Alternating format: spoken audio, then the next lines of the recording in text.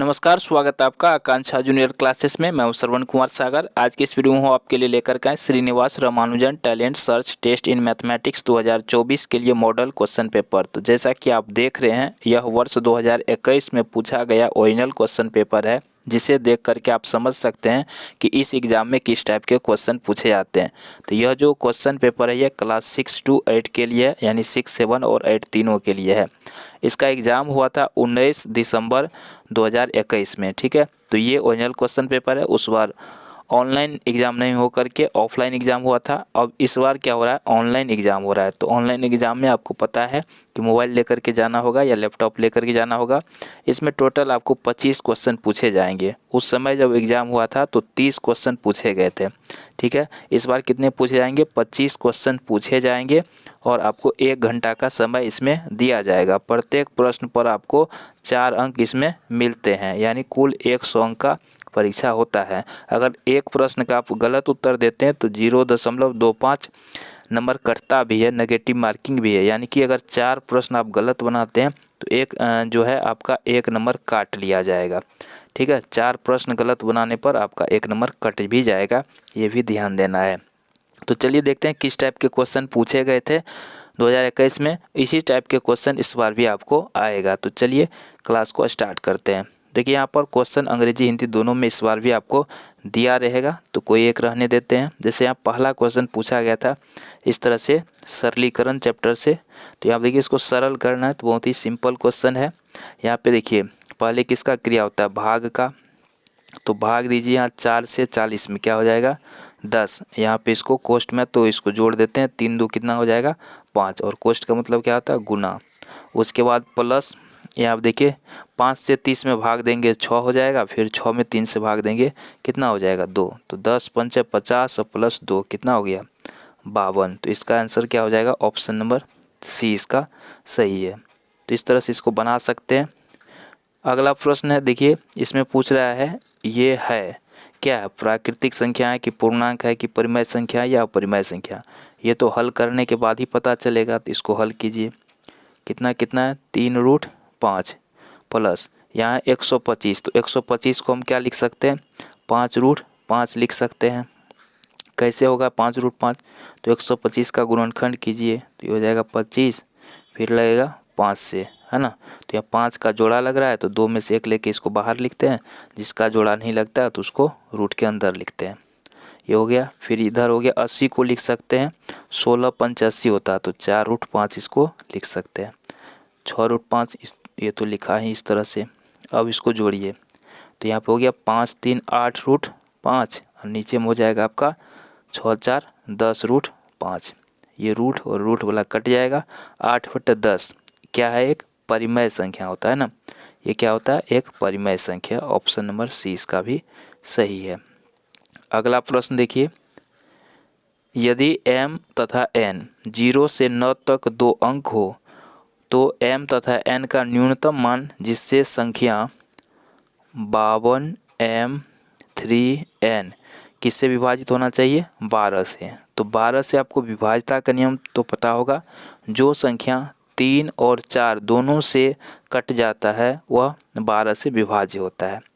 तो 3 से कटने का क्या नियम है कि इनके सभी अंकों का योग क्या होना चाहिए, 3 का गुणज होना चाहिए। और 4 से कटने का नियम क्या है कि इकाई और दहाई अंक से बनी संख्या जो है 4 से कटना चाहिए। तो देखिए ऑप्शन के अनुसार इसको बनाएंगे। तो अगर हम यहाँ 0 देते हैं तो ये 30 हो जाता है, और अंतिम 2 संख्या जो है इकाई दहाई अंक से बना संख्या 4 से नहीं कटेगा, तो ये नहीं होगा। दूसरा ऑप्शन ट्राई कीजिए। अगर हम यहाँ पे 2 देते हैं तो 32 हो रहा है, तो 32 4 से कट जाएगा, यानी कि ये 4 से विभाजित हो रहा है, 3 से भी होना चाहिए। तो यहाँ पे अगर हम यहाँ पे m का मान अगर 0 रखते हैं, दूसरा ऑप्शन ट्राई कर रहे हैं, तो ये हो गया 5 2 7 3 10 2 12। तो देखिए 12 हो रहा है जो 3 का गुणज है, यानी ये 3 से भी कट जाएगा और 4 से भी कट जाएगा। तो यहाँ पे हमको रखना है m के जगह क्या रखेंगे 0 और n के जगह 2। तो बी नंबर ऑप्शन सही है। अगला प्रश्न लेते हैं। कहता है n से बड़ी ऐसी प्राकृतिक संख्या है, n सबसे बड़ी ऐसी प्राकृतिक संख्या है जिसे 1400, 4760 और 7000 को भाग देने पर समान शेष प्राप्त होता है। तो n के अंकों का योग है। तो इसमें करना क्या है आपको, जो बड़ा है उसमें से छोटा वाला घटा लेना है। जैसे 4760 बड़ा है तो इसमें से आपको 1400 को घटा देना है। चलिए कितना बच जाएगा, ये हो गया 3 ये बच जाएगा 3360, यही ना, सही बनाए ना। 4760 में से 1400 घटाए 3360 बच गया, ठीक है। इसी तरह से अब इसमें से इसको घटाना है, 7000 में से इसको घटाना है, 7000 में से घटाना है 4760 को, तो ये बच जाएगा इधर 40, ये 9, ये 6, ये 2240 बच जाएगा। फिर अब 7000 में से 1400 घटाना है तो 5600 ये बच जाएगा। अब जो बचा हुआ संख्या है ना उसका मौसौ निकालना होगा। तो क्या क्या बचा था, 3360 और कितना बचा था, एक 2240 और एक संख्या आया था 5600। ये तीनों का मौसौ निकालना है।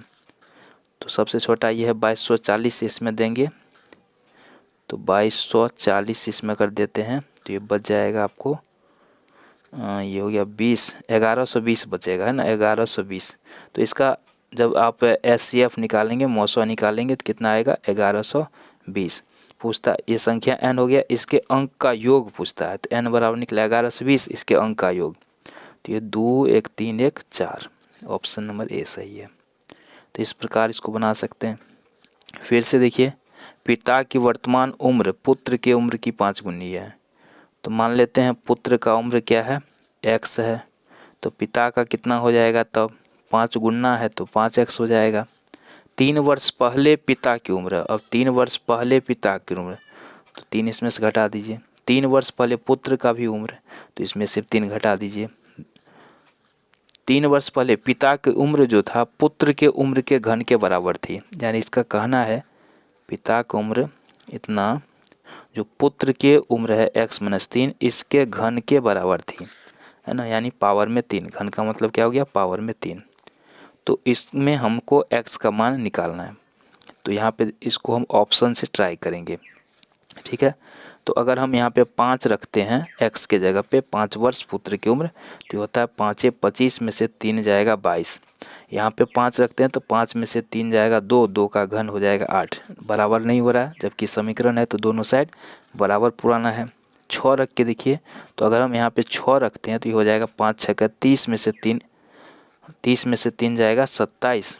इधर हम 6 रखते हैं तो 6 में से 3 गया 3 और 3 का घन 27, तो ये बराबर पुर जाएगा, यानी समीकरण को संतुष्ट कौन करेगा, ऑप्शन नंबर बी, तो बी सही उत्तर होगा।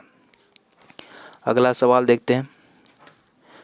आयत की परिमिति एवं लंबाई का अनुपात 5:1 है।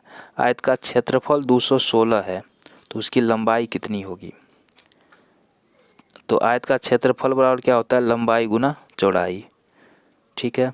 तो अगर हम इसको भी ऑप्शन से ही ट्राई करेंगे, तो अगर हम मान के चलते हैं कि इसकी लंबाई अगर 12 हो, लंबाई अगर मान लेते हैं, ये यहाँ पे मान लेते हैं 12, चौड़ाई नहीं पता तो चौड़ाई निकाल लेते हैं, तो ये हो जाएगा आपका b बराबर 216। तो b का मान यहाँ क्या हो जाएगा, 216/12, तो 12 एक मरतब कट जाएगा, यहाँ बच जाएगा 9, 12 8 96, तो चौड़ाई कितना निकलेगा 18, तो 12 18, ये हो गया 12 18। इसका परिमिति अगर निकालते हैं तो ये हो जाएगा आपको 18 और 12 हो गया 30, 30 दूनी 60, तो लंबाई 12 और परिमिति 60, तो अनुपात हो गया ना 5:1, परिमिति हो गया आपका 60 और लंबाई 12, तो ये सही हो सकता है ना, ऑप्शन नंबर ए इसका सही होगा।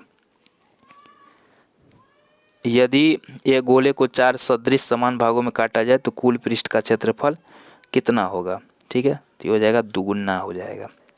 तो इसी प्रकार से क्वेश्चन सब आएंगे आपको एग्जाम में, देख लीजिए कैसा कैसा क्वेश्चन रहने वाला है और आप इसको सॉल्व कर सकते हैं, ठीक है। तो बाकी क्वेश्चन का आंसर बता देते हैं, आपको खुद से इसको सॉल्व करना है। तो यहाँ पर देखिए क्वेश्चन नंबर 8 का आंसर है option number A. Question number 9 में आपका ऑप्शन नंबर इसका डी सही हो जाएगा, 60 लीटर। इसको आप खुद से सॉल्व कीजिएगा, क्वेश्चन आपके सामने रख रहे हैं। क्वेश्चन नंबर 10 में देखिए ऑप्शन नंबर डी इसका सही है। क्वेश्चन नंबर 11 का ऑप्शन नंबर ए इसका सही हो जाएगा। 12 का देखिए 12 का ए सही हो जाएगा। क्वेश्चन नंबर 13 में ऑप्शन नंबर बी सही है। आप इसको खुद से सॉल्व कीजिएगा वीडियो को रोक करके या स्क्रीनशॉट ले करके। इसका ऑप्शन नंबर बी सही है 14 का। 15 में देखिए 15 का ऑप्शन नंबर आपको डी सही हो जाएगा। क्वेश्चन नंबर 16 में आपका ऑप्शन नंबर ए सही है। क्वेश्चन नंबर 17 देखते हैं। 17 में आपका ऑप्शन नंबर बी सही है। क्वेश्चन नंबर 18 में आपका ऑप्शन नंबर सी सही है। क्वेश्चन नंबर 19 में देखिए यहाँ पे ऑप्शन नंबर सी सही है। और क्वेश्चन नंबर 20 पे चलते हैं, इसका ऑप्शन नंबर डी सही है। क्वेश्चन नंबर 21 लेते हैं, ऑप्शन नंबर 20 का सही हो जाएगा 20,000।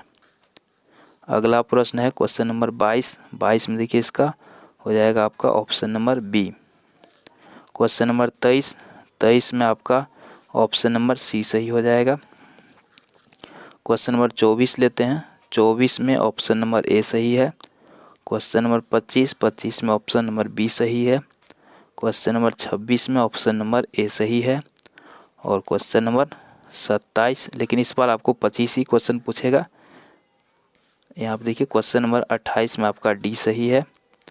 29 लेते हैं, 29 में ऑप्शन बी सही है।